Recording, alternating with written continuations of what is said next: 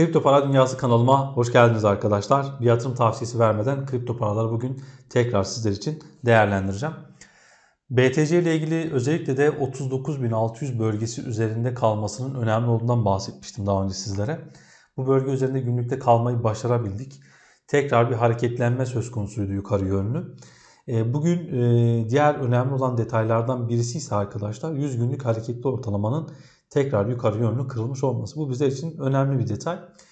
Bitcoin'de bugün dikkat etmemiz gereken bölgeler özellikle sizlere belirtmek istiyorum. Bitcoin'de kırmış olduğumuz 100 günlük hareketli ortalamanın geçmiş olduğu bölge arkadaşlar 42.265 bölgesi.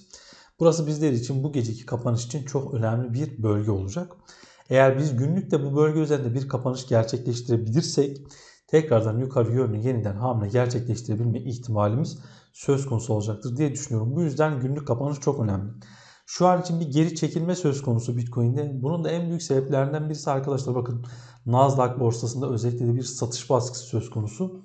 Bu durumu daha önce de dile getirmiştim. ABD borsalarındaki satışlar bizler için önemli. Nasdaq biraz daha önemli. Neden arkadaşlar? Çünkü teknoloji hisselerinin en çok bulunduğu endekslerden birisi. Bu yüzden Nasdaq'a dikkat etmemiz gerekiyor. Bugün Tesla'nın bilançosu gelecek arkadaşlar. Piyasanın birçoğu bunu bekliyor ve şu an için bunu fiyatlıyor. Belki de olumsuz fiyatlıyorlar. Eğer bu bilanço istenilenin altında gelirse arkadaşlar bu biraz geri çekilmeleri beraberinde getirebilir. Bu hafta özellikle de bilançolar açıklandığı için büyük şirketlerin ve bu şirketlerin birçoğunun da kripto ile bağlantıları söz konusu. Ama her zaman sizlere belirttiğim gibi arkadaşlar işlem açarken bu piyasada her zaman temkinli olmak lazım. Her zaman her şeyi beklemek gerekiyor. Klasik olarak davranmak gerekiyor. Eğer önemli bir kırılım varsa o bölgelerden alış yaparsınız. Kendinize göre stop koyar, takip edersiniz.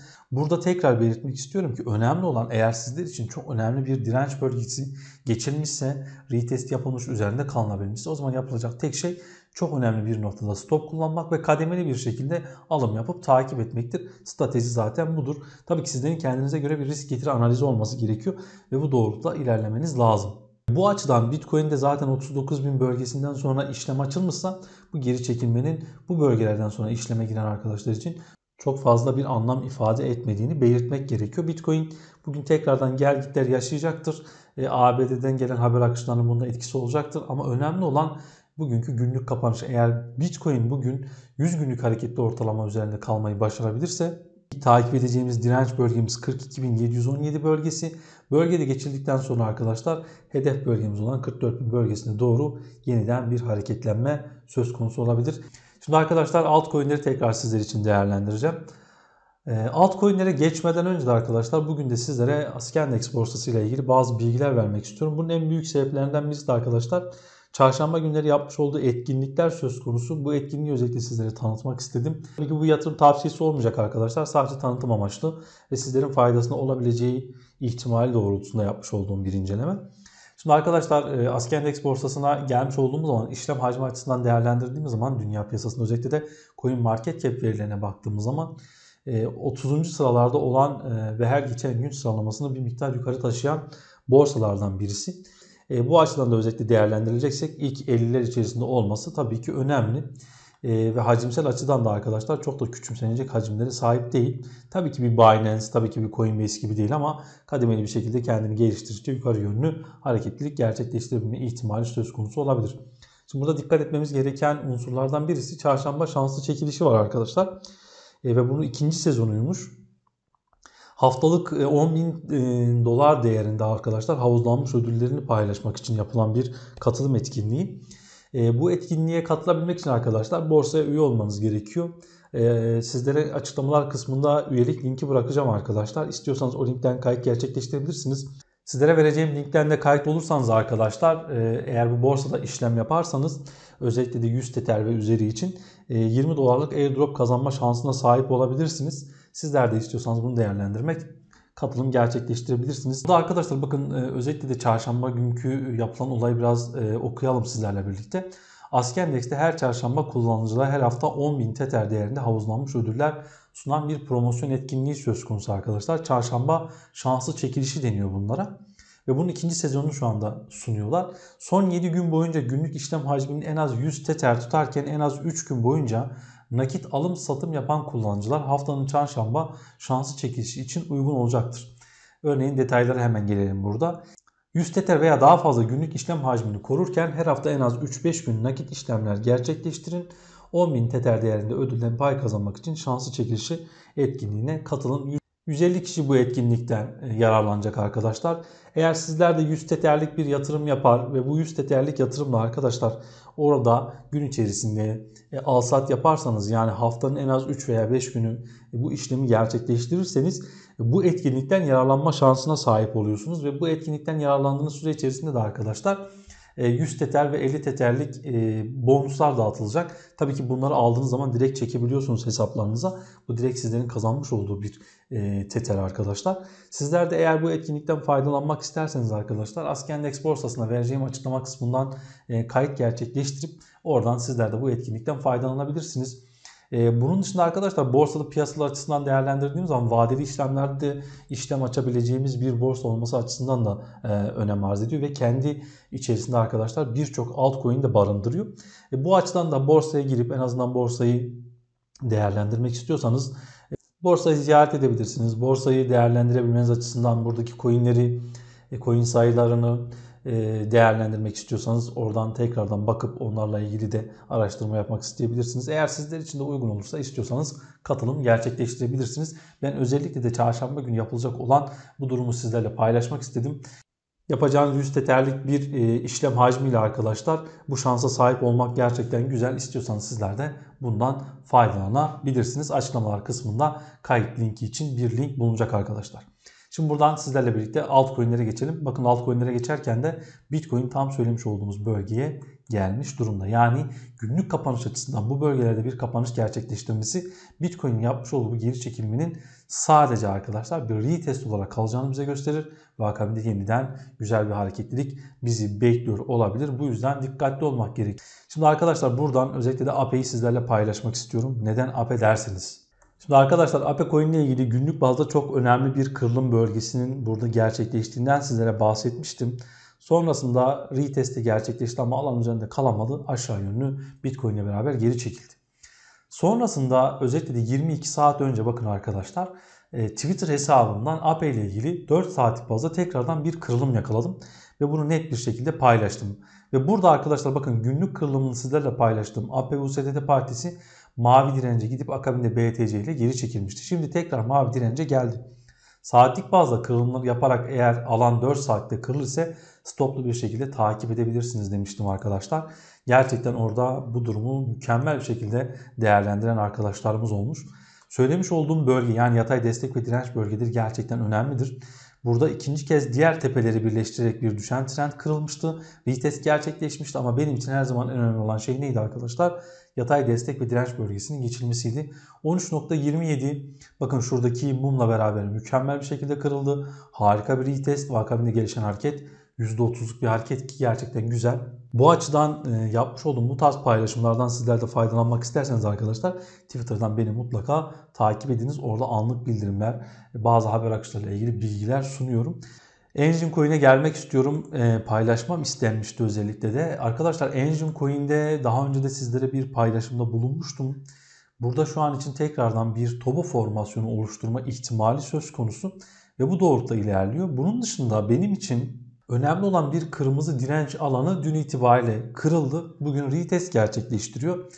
Retest sonrasında 1.47 bölgesi üzerinde kalmayı başarabilirse arkadaşlar kendisini 100 günlük hareketli ortalamaya doğru götürebilir. 1.76 bölgesine doğru, daha doğrusu 1.68 bölgesine doğru.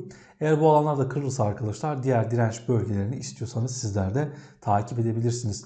Kısa vade bir stop için arkadaşlar 1.46 bölgesi altındaki kapanışlara günlük bazda özellikle çok dikkat etmeniz gerekir. Orta vadede de 1.3 bölgesi altındaki kapanışlar stop olarak değerlendirilebilir. Gala'ya gelmek istiyorum.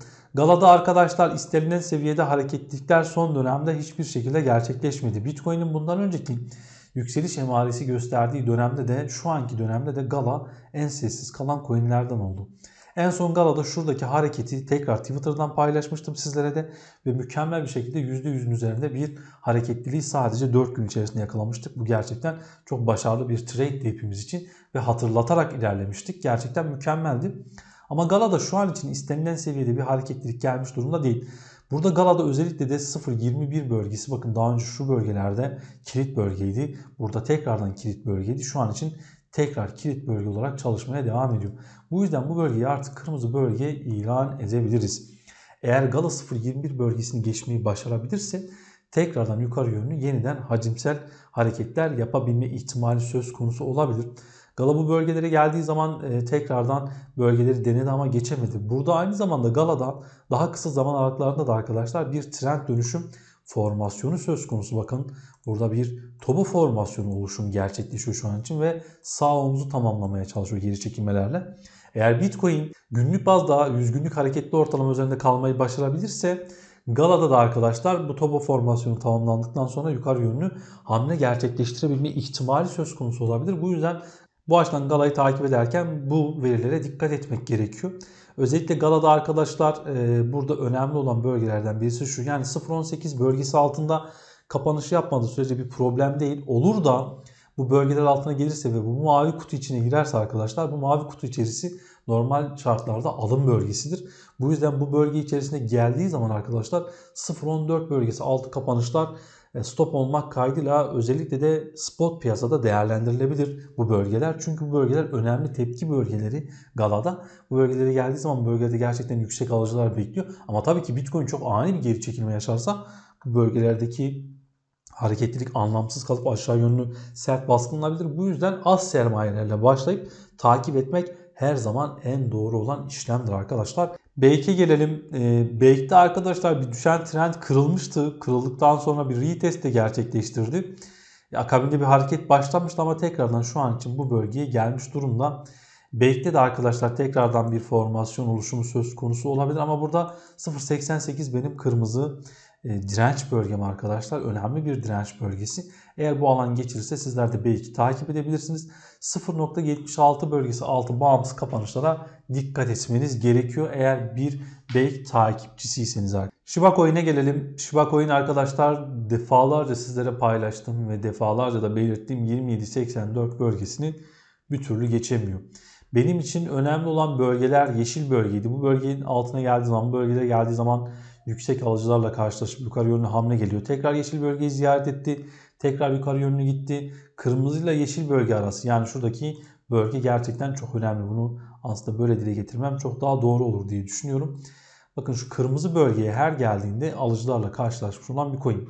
Ve şu an için bir yatay seyir içerisinde arkadaşlar. Ve bu yatay seyir hala bir yöne doğru kırılmış durumda değil. Çünkü bunun için günlük kapanış görmemiz gerekiyor.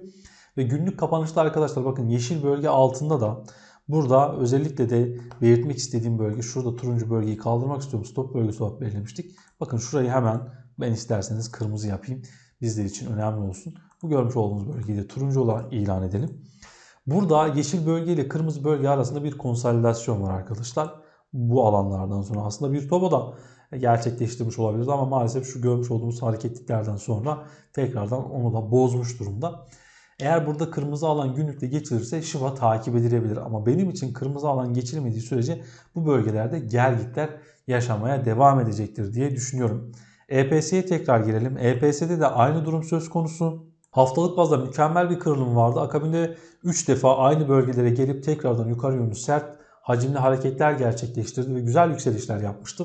Ama 27.80 kilit bölgesi geçilmediği sürece bir anlam ifade etmiyor bunlar arkadaşlar.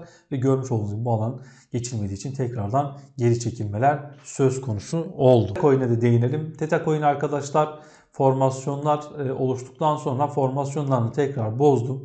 Kırmızı bölge önemli bir bölgeydi. Burada tekrardan Teta'da da şu alana dikkat etmek gerekiyor. Yani alıcıların beklemiş olduğu bölge buradaki kırmızı kutu. Burada daha önce alıcılarla karşılaştı. Alıcılarla ikili dip yaptı. Akabinde bu bölgelere kadar bir yükseliş yapmasını bekliyorduk. Şu an için bu bölgeler içerisinde gelgitlerine devam ediyor. Ve günlük bazda aslında önemli bir bölgeyi geçmeye çalışıyor. Yani turuncu bölge. 3.22 bölgesini geçmeyi başarabilirse burada 100 günlük hareketli ortalama da 3.27 bölgelerinden geçiyor. Yani buralar şu an için Theta için kilit bölgeler. Eğer bu bölgeler üzerinde günlük kapanışlar görürsek Theta tekrardan kendisi 4.41 bölgelerine doğru taşıyabilir. Bu yüzden eğer Theta'yı takip ediyorsanız buna dikkat etmek gerekiyor. Burada tekrardan bir formasyon oluşumu söz konusu. Bunu da tamamlamak istiyor olabilir. Eğer Theta'yı takip ediyorsanız bu alanlara dikkat etmeniz gerekir. Bugünlük sizlere anlatacaklarım bu kadar arkadaşlar. Hepinizi çok seviyor, saygılar sunuyorum.